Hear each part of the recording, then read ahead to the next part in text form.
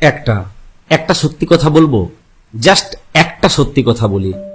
তুমি তো আমাকে বোকা ভাবো, কিন্তু বিশ্বাস করো, তুমি আয়নার সামনে দাঁড়িয়ে যেভাবে আমার সঙ্গে অভিনয় করেছিলে, সেইভাবে আয়নার প্রতিবিম্বটার সাথেও যদি অভিনয় করো, তুমি নিজে নিজের প্রেমে পড়ে যাবে। তোমার অভিনয়টা এত নিখুঁত।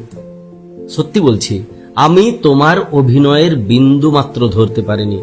আমি তোমাকে অন্ধের মতো বিশ্বাস করতাম, নিজের চাইতে বেশি ভরসা করতাম। তাই তো বলছি, চ্যালেঞ্জ করে বলছি, তুমি সেম অভিনয়টা আয়নার সামনে দাঁড়িয়ে যদি নিজের সঙ্গেও করো না, নিজেই নিজের প্রেমে পড়ে যাবে, 100% প্রেমে পড়ে যাবে। আমি তো কোন ছাড়, আমি গোবেচারা। আমি সত্যি সত্যি তোমার নস্যি।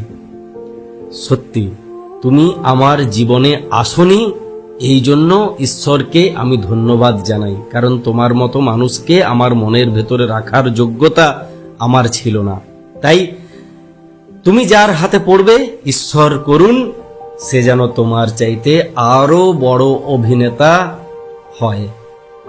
ব্যাস এটুকুই প্রার্থনা।